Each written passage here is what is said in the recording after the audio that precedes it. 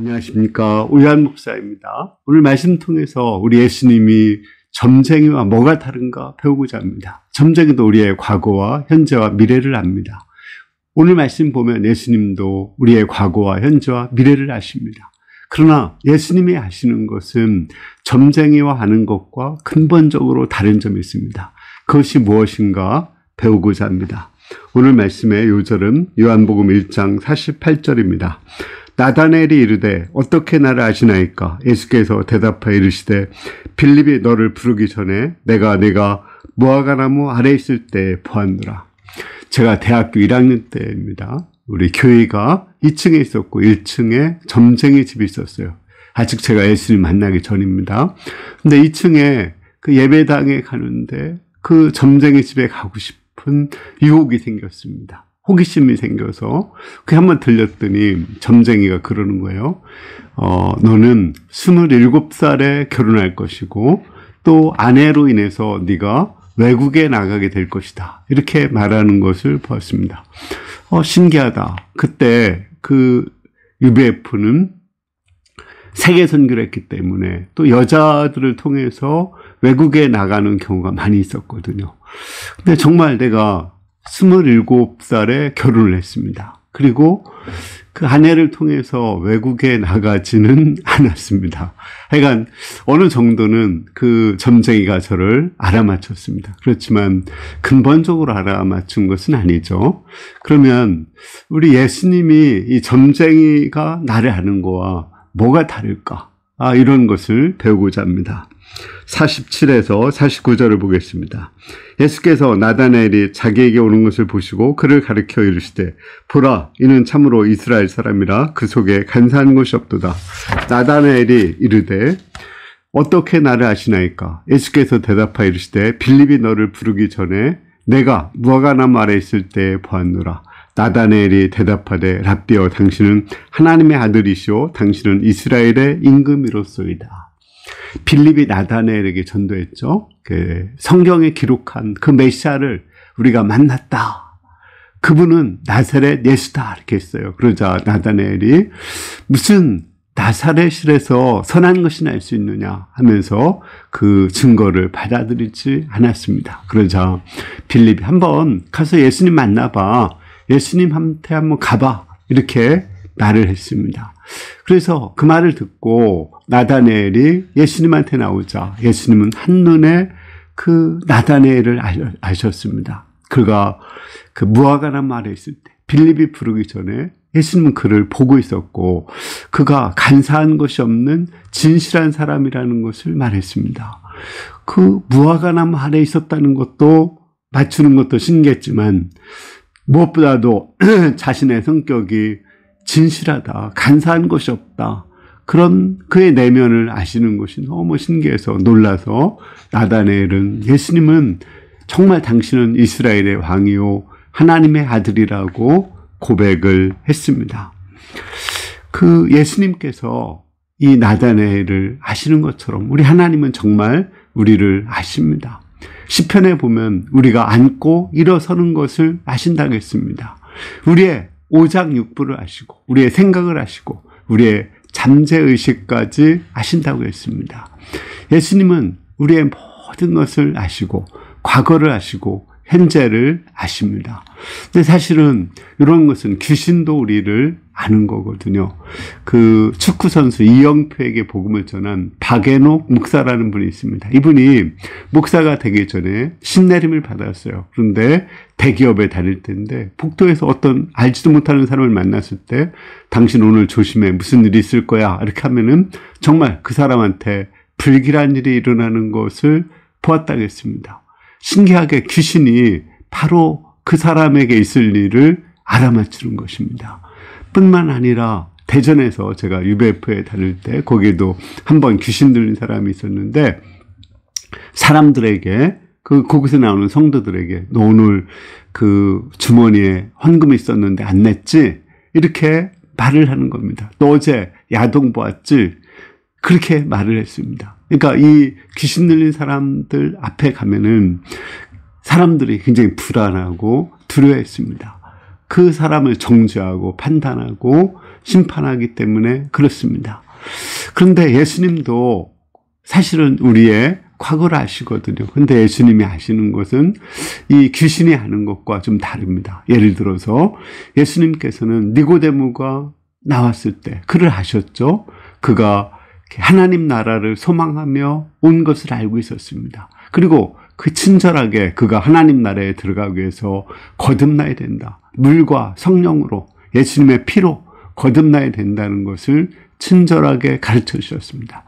예수님은 38년 된 병자가 오랜 병이라는 것을 한눈에 알아보셨습니다. 그리고 내가 낫고자 하느냐 소원을 주시고 일어나 걸어가라 말씀하심으로 그 병을 고쳐주셨습니다. 또 예수님께서는 사마리아 여자가 4명의 5명의 남자와 동거하고 있었고 지금도 한 남자와 동거하고 있다는 것을 아셨습니다. 그러나 그를 판단하고 정죄하지 않고 그의 죄악을 용서하시고 그녀가 거룩한 삶을 살도록 도와주셨습니다. 이런 것을 볼 때 귀신이 우리를 아는 것과 예수님이 우리를 아는 것은 근본적으로 다른 걸 알 수 있죠. 귀신이 우리를 아는 것은 우리를 판단하고 정죄하고 불안해하고 두려움에 떨게 해서 결국은 망하게 하는 거예요. 죽이게 하는 것입니다. 그러나 우리 예수님이 우리를 아시는 것은 우리를 깊이 이해하시고 사랑하시고 또 그 문제를 해결하도록 도와주시는 그런 분이십니다. 예수님은 깊은 이해와 사랑 가운데 우리를 알고 우리를 인도해 주시는 그런 분이십니다.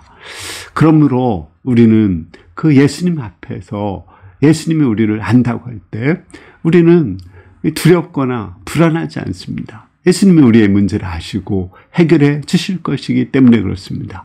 예를 들어서 예수님께서는 이렇게 먹고 마시고 입는 문제로 이렇게 걱정하는 자들에게 뭘 걱정하느냐? 하나님께서 너희에게 무엇이 있어야 될 줄을 아신다고 말씀하셨습니다.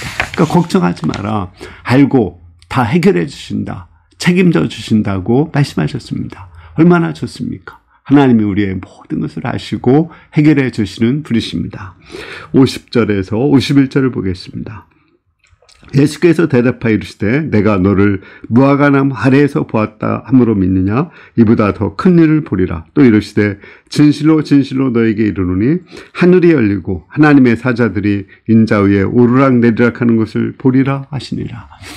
예수님은 그 나다나엘의 과거를 아시자 그 나다나엘이 예수님을 그리스도고 하나님의 아들로 고백을 했죠. 근데 그거 가지고 나를 하나님의 아들로 믿느냐 이렇게 말씀하셨습니다. 너가 미래에 될 일까지도 알 것이다 이렇게 말씀하셨습니다. 나다나엘은 미래에 예수님 위로 이렇게 하늘이 열리고 하나님의 사자들이 오르락내리락 하는 것을 보게 될 것이라고 말씀하셨습니다.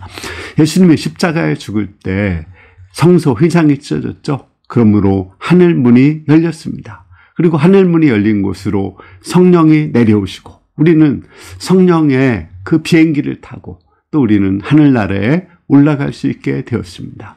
예수님은 나다나엘이 앞으로 그 성령님을 받아서 하늘로 올라갈 것이라는 것을 알고 있었습니다. 그것을 말씀하셨습니다. 그러면 정말 그 나다나엘이 그렇게 올라갈까요? 그것이 이미 결정된 것일까요? 그렇지 않습니다. 그 예수님께서는 그렇게 말씀하셨지만 그것은 예정된 것이지 결정된 것이 아닙니다. 결정론과 예정론은 다른 것입니다. 결정론은 이미 결정되었기 때문에 우리가 어떻게 하든지 간에 그대로 이루어지는 거죠. 그렇지만 예정론이라는 것은 우리의 인격을 존중하고 우리의 자유의지를 따라서 하나님께서 일을 하시는 것입니다. 고린도전서에 보면은 그 사단은 귀신은 우리를 끌고 간다고 했어요. 우리에게 운명지게 되게 하고 우리가 아무리 발버둥 쳐도 어쩔 수 없게 만들어요. 이미 미래가 정해진 것처럼 만듭니다. 그러나 우리 예수님께서는 미래를 정하신 것이 아니라 우리의 노력에 따라서 우리의 의지에 따라서 우리의 미래를 변화시키시는 분이십니다. 예수님은 아주 인격적인 분이죠. 예를 들어서 우리 예수님께서 말씀하실 때 그건 결정된 게 아닙니다. 40일 후에 니느웨가 망하리라 이렇게 했는데 이게 결정되었나요? 니느웨 사람들은 이 말을 듣고 애통하며 회개했습니다. 그때 그들은 망하지 않았습니다. 하나님은 히스기야에게 너는 죽을 것이니까 유언하라고 했어요. 그러면 히스기야가 죽었나요? 아닙니다.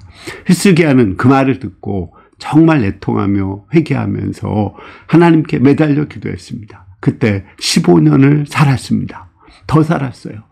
이것은 우리의 미래가 결정된 것이 아니라 우리가 어떻게 하느냐에 따라서 우리의 미래를 인도하신다는 것을 알 수 있습니다. 물론 하나님은 우리를 예정하셨어요. 나다니엘에게 말한 것처럼 하나님은 미리 아신 자들을 그 아들의 형상을 본받게 하기 위해서 미리 정하셨습니다. 미리 정하신 그들을 또한 부르시고 그들을 죄 없다, 의롭다 하시고 미래에 영광스럽게 하셨다고 말했습니다. 미래에 영광스럽게 하셨다. 미래는 영광스럽게 하실 것이다. 이렇게 말해야 되는데 미래에 영광스럽게 하셨다. 과거형으로 말씀하셨습니다. 왜요? 그것은 너무나 확실한 것이기 때문에 그렇습니다. 하나님 우리를 영광스럽게 예정하시고 그렇게 강권적으로 인도하시기 때문에 그렇습니다. 우리가 죄악을 지을지라도 하나님은 정확하고 완전하게 우리의 인생을 영광스럽게 하기 위해서 예정하십니다. 마치 지구가 태양을 돌듯이 그렇게 정확하게 우리의 미래를 하나님께서 예정하십니다.